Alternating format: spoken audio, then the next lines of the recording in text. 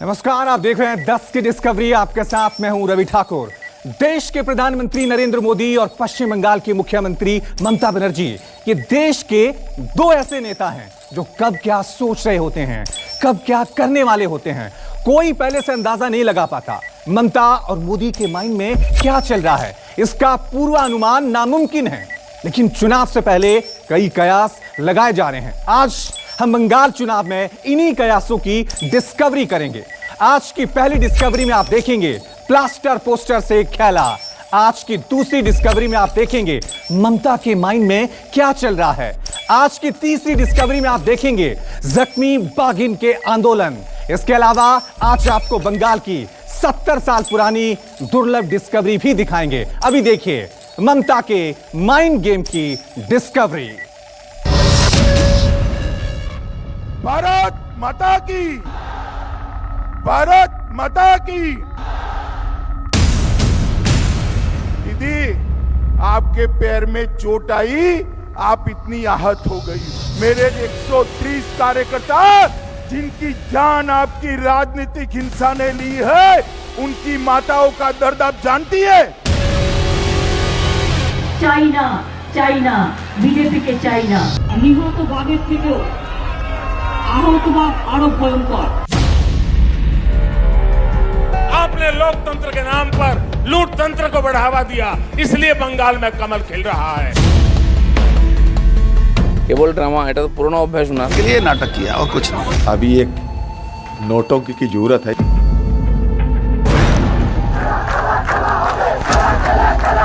আরে বাংলায় পরিবর্তন হবে না, বাংলায় তৃণমূল कांग्रेस থাকবে। পরিবর্তন দিল্লি में होगा, आपका जाना पड़ेगा।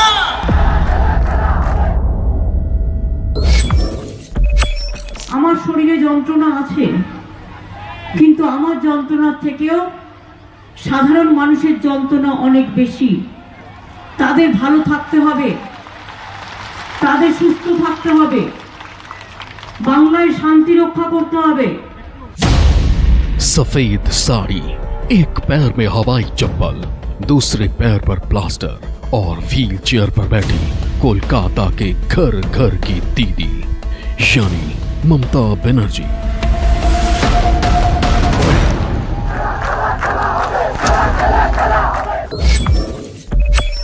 খানা পায়ে আমি সারা বাংলা ঘুরে বেড়াবো আর খেলা হবে। ममता बनर्जी ने व्हील चेयर पर बैठकर 5 किलोमीटर लंबा रोड शो किया और उसके बाद बोली कि घायल शेर ज्यादा खतरनाक होता है। आज हम डिस्कवरी करेंगे कि ऐसा कहने वाली ममता बनर्जी के माइंड में चल क्या रहा है।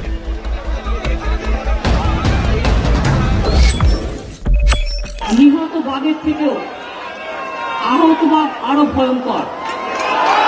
কাজে আমাকে আহত করার যে ঘটনা ঘটেছে, আমি নন্দীগ্রামবাসীকে আমার প্রণাম অভিনন্দন সালাম জানিয়ে, বাংলার প্রত্যেককে আমার প্রণাম অভিনন্দন সালাম জানিয়ে। अब एक चुनावी पोस्टर को गौर से देखिए। पोस्टर में ममता बनर्जी के पैर में लगी चोट दिख रही है। टीएमसी के अब तक के पोस्टर से अलग इस पोस्टर में किसी नेता का चेहरा नहीं है, ममता बनर्जी का भी नहीं। इस पोस्टर में सिर्फ चोट है। इसी चोट को दिखाकर वोट मांगे जा रहे हैं।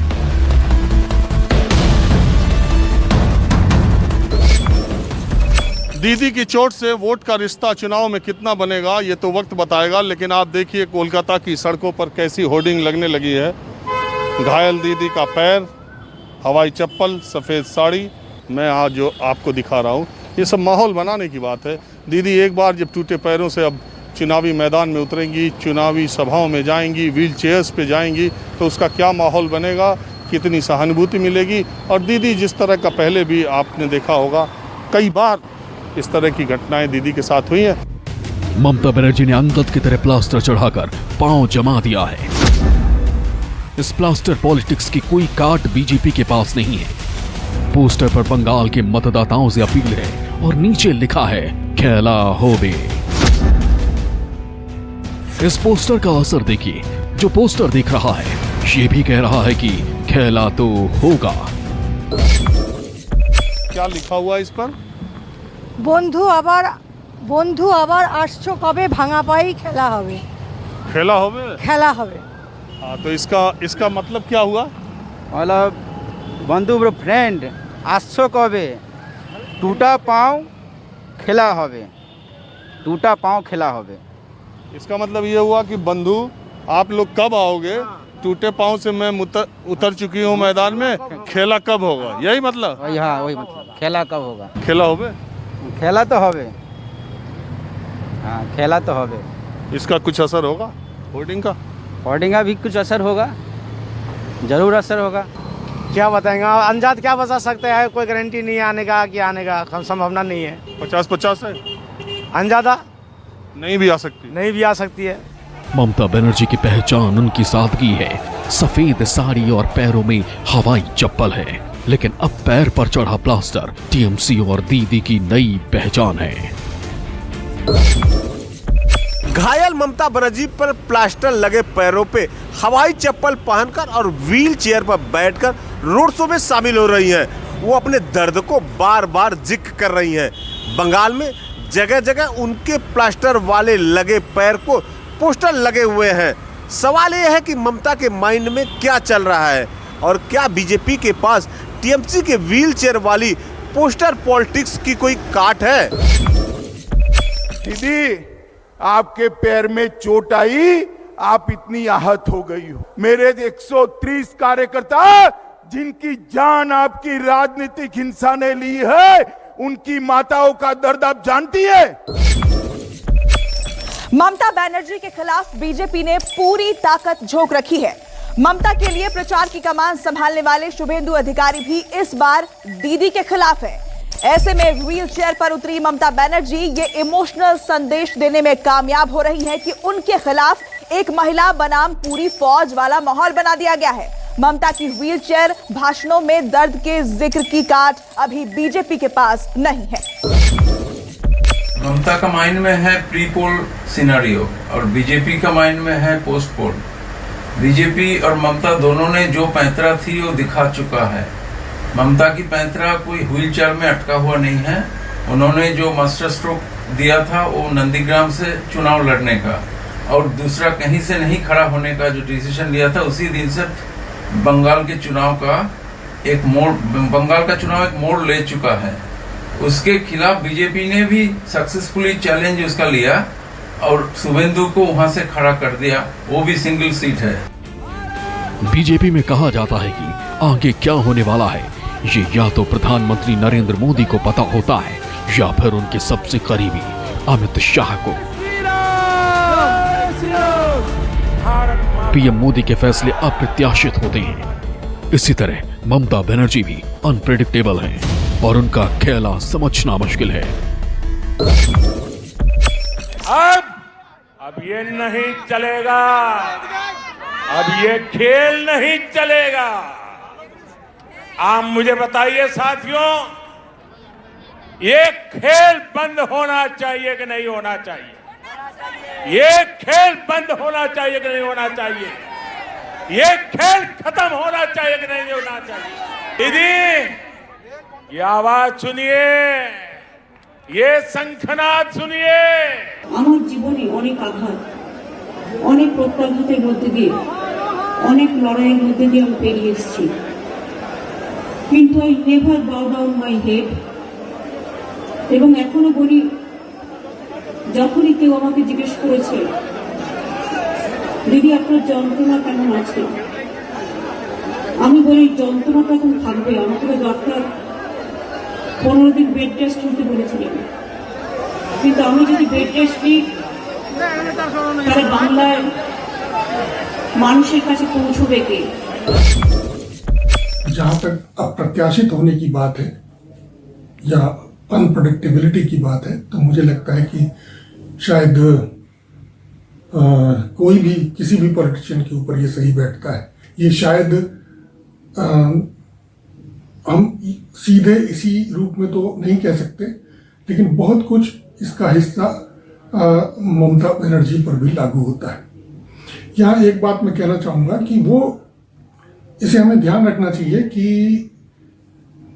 ये जो उनके पाँव में चोट लगी, ये तो एक तरह का उनको एक्स्ट्रा लाभ मिल रहा है। इसकी तो किसी ने उम्मीद नहीं की थी, न उन्होंने की होगी कि ऐसी कोई चोट लगने वाली है उनको। इसमें कोई दो मत नहीं है कि ममता बनर्जी को चोट लगी है। बिल्कुल इसी तरह इसमें भी कोई दो राय नहीं है कि बंगाल की सत्ता पाने के लिए ममता बनर्जी खुलकर इमोशनल कार्ड खेल रही है। चोटिल होने के बाद ममता बनर्जी ने जब पहली बार कोलकाता में रोड शो किया तो ना इस हमले को किसी की साजिश बताया, ना ही प्रधानमंत्री नरेंद्र मोदी पर वार किया। उन्होंने बंगाल के लोगों से सीधे और इमोशनली कनेक्शन किया और अपने दर्द का बार बार जिक्र किया। वैसे पश्चिम बंगाल की राजनीति में ये पहली बार नहीं हो रहा है जब पूरा चुनाव ममता बनर्जी की इमोशनल कार्ड के इर्द गिर्द सिमट गया हो। इससे पहले भी जब ममता को चोट लगी, उन्हें वोट में बदलवाने में ममता कामयाब रही।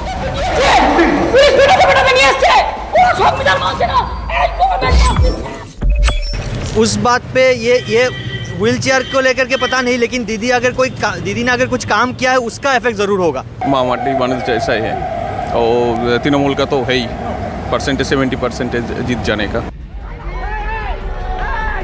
ममता बनर्जी को माहौल बदलने का हुनर आता है। जब उन्हें चोट लगी तो टीएमसी ने इसे हमला बता दिया, लेकिन सोशल मीडिया के जमाने में बहुत जल्द ही हादसे के वीडियो घर घर पहुंच गए। साफ हो गया कि ममता बनर्जी को लगी चोट के पीछे कोई हमला नहीं था। टीएमसी और ममता बनर्जी की किरकिरी होने लगी। बीजेपी समेत पूरे विपक्ष ने ममता की चोट को नौटंकी करार दिया, लेकिन ममता ने तुरंत हालात संभाल लिए। उन्होंने इस पूरी घटना से आम वोटर की सहानुभूति बटोरना शुरू कर दिया। कोलकाता में पोस्टर टांग दिए गए। ममता बनर्जी की चोट ही नहीं, उनका दर्द भी वायरल हो गया। ममता पर जब जब विरोधियों ने पर्सनल अटैक किए, ममता का वोट बैंक बढ़ा। इस मामले में ममता बनर्जी बिल्कुल नरेंद्र मोदी जैसी हैं। ममता बनर्जी जमीन से जुड़ी हैं। पीएम बनने तक मोदी का कनेक्ट भी बीजेपी और संघ के जमीनी कार्यकर्ताओं से बहुत मजबूत रहा।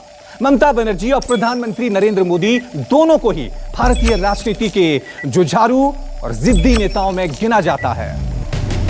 एक तरफ ममता इमोशनल कार्ड खेल रही हैं, तो दूसरी तरफ बीजेपी मुस्लिम तुष्टीकरण, तोलाबाजी और बेरोजगारी जैसे मुद्दे उठा रही है। बीजेपी की कोशिश है कि पहले चरण की वोटिंग से पहले ही ममता के इस दाव को फीका कर दिया जाए। 10 के डिस्कवरी न्यूज़ 24।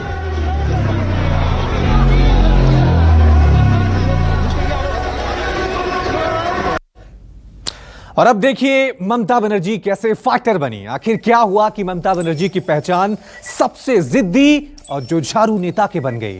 इस रिपोर्ट में देखिए दीदी का कौरबो लड़बो जीतबो वाला शो।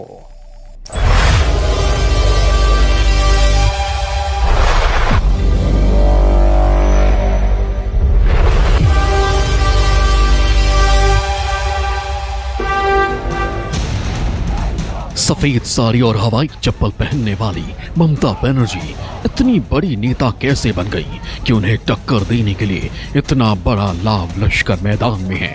ममता बनर्जी की आंदोलनकारी इमेज के पीछे दो बड़े आंदोलन हैं। वो दो आंदोलन जिन्होंने 30 साल पुरानी वामपंथी सत्ता को झकझोर दिया। पहला आंदोलन था नंदीग्राम और दूसरा था सिंगूर आंदोलन।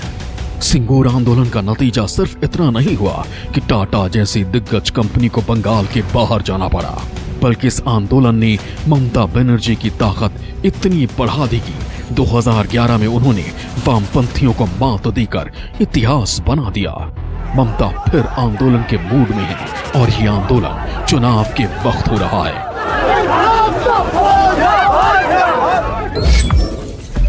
ममता बनर्जी ने व्हीलचेयर में बैठकर आज पुरुलिया के झालदा में जनसभा किया। उन्होंने कहा कि लोगों को लगा था कि मैं चुनाव प्रचार नहीं कर पाऊंगी, लेकिन दर्द के चोट से ज्यादा जरूरी मेरे फर्ज हैं। ममता बनर्जी ने चोट के दर्द के साथ साथ नंदीग्राम और सिंगूर के आंदोलनों का भी जिक्र किया। उन्होंने कहा कि चोट मुझे पहले भी लगे हैं, लेकिन उनके किस्मत से वो बच गई। আমার পায়ে চোট লাগার ফলে আমার সারা শরীরে চোট লাগে এবং হয়তো সৌভাগ্যবশত সেদিনকে বেঁচে গেছি কোনো রকমে। अब आपको सिंगूर आंदोलन की टाइमलाइन बताते हैं। इससे आपको समझ आ जाएगा कि ममता एक बार अड़ जाती हैं तो उनके इरादों को हिलाना कितना मुश्किल होता है। 18 मई 2006 को टाटा समूह के तत्कालीन चेयरमैन की मौजूदगी में बंगाल के उस समय के मुख्यमंत्री बुद्धदेव भट्टाचार्य ने सिंगूर में नैनो कार परियोजना की घोषणा की थी। इसके बाद 20 सितंबर 2006 में बंगाल सरकार ने जमीन अधिग्रहण की शुरुआत कर दी। इस जमीन अधिग्रहण का किसानों ने विरोध किया। 23 दिसंबर 2006 को ममता बनर्जी किसानों के साथ अनशन पर बैठ गई। 28 दिसंबर 2006 को ममता बनर्जी ने अपना अनशन तोड़ा। लेफ्ट सरकार ने टाटा मोटर्स को जमीन भी सौंप दी, लेकिन 3 अक्टूबर 2008 को टीएमसी के लगातार आंदोलनों से तंग आकर टाटा समूह ने सिंगूर में नैनो परियोजना बंद करने की घोषणा कर दी। 9 जून 2011 को सिंगूर के किसानों को जमीन लौटाने के लिए ऑर्डिनेंस जारी हो गया। इसे ममता बनर्जी की बड़ी जीत समझा गया। सिंगूर में ममता तब अड़ी थी जब ना तो राज्य में उनकी सरकार थी और ना ही वो राजनीतिक रूप से इतनी मजबूर थी। लेकिन सिंगूर की सफलता ने ममता बनर्जी को बेहद मजबूत इरादों वाली नेता बना दिया। यही नंदीग्राम में भी हुआ। लेफ्ट सरकार ने तय किया था कि हल्दिया के पास नंदीग्राम में एक पेट्रोलियम और केमिकल के उद्योगों के लिए विशेष आर्थिक क्षेत्र यानी SEZ विकसित किया जाएगा। लेकिन भूमि अधिग्रहण पर यहाँ भी मामला बिगड़ गया और ममता बनर्जी यहाँ भी अड़ गई। नंदीग्राम से ममता बनर्जी ने जो लड़ाई छेड़ी उसका अंत कोलकाता पर फतेह से हुआ। तब उस लड़ाई में उनके सबसे विश्वस्त सिपहसालार थे शुभेंदु अधिकारी। लेकिन इस बार उन्हें बिना शुभेंदु के नंदीग्राम में लड़ना है। ये दोनों आंदोलन बताते हैं कि ममता कितनी जिद्दी है, ममता कितनी अड़ियल है। इतिहास गवाह है कि ममता न तो मैनेज होती है, न झुकती है, न हार मानती है। ऐसे में प्रधानमंत्री मोदी के लिए इस बार का टक्कर ठीक उन्हीं जैसे नेता से है। जी और मोदी जी में काफी मतलब मेल है। उनका विचारधारा छोड़ के, सिर्फ हिंदू मुस्लिम पॉलिटिक्स छोड़ के बाकी सब एक है। और ममता और मोदी में जो सबसे ज्यादा मेल है वो है उनका ऑपरेटिव पार्ट का। और मोदी जी और ममता जी में ऐसे व्यक्तिगत संबंध भी बहुत अच्छा है। खास करके मोदी जी तो ममता जी का कभी हर वक्त शुभचिंतक रहे हैं। उसका सब कुछ नजरिया हम लोगों के सामने है। प्रधानमंत्री नरेंद्र मोदी 70 साल के हैं। ममता बनर्जी ने जनवरी में अपना 66वां जन्मदिन मनाया है। मोदी ने बहुत कम उम्र में अपना घर छोड़ दिया था और वो संघ के पूर्णकालिक कार्यकर्ता बन गए थे। ममता बनर्जी संसद में बंगाल की सबसे युवा सांसद और भारत की केंद्रीय मंत्री रही हैं। ममता बनर्जी जो ठान लेती हैं तो फिर अंजाम तक पहुंचाकर ही दम लेती हैं। यही आदत प्रधानमंत्री मोदी की भी है। इसलिए एक्सपर्ट्स मान रहे हैं कि पीएम मोदी को इस बार अपनी जैसे नेता से टक्कर मिल रही है। नरेंद्र मोदी जी का स्वागत है जनाबेन। ये बात पीएम भी जानते हैं, इसलिए बंगाल फतेह के लिए बीजेपी ने ताकत झोंक दी है। 7 मार्च को कोलकाता के ब्रिगेड ग्राउंड में प्रधानमंत्री मोदी की मेगा रैली में दीदी डायरेक्ट निशाने पर थी। इस बार आपको जोर से छाप टीएमसी 7 के इरादे से आगे बढ़ना है। ये ब्रिगेड मैदान आज फिर से बंगाल में लोकतंत्र स्थापित करने जा रहा है और आप सभी उस क्षण के साक्षी बनेंगे। Bureau report news 24। भारत माता की।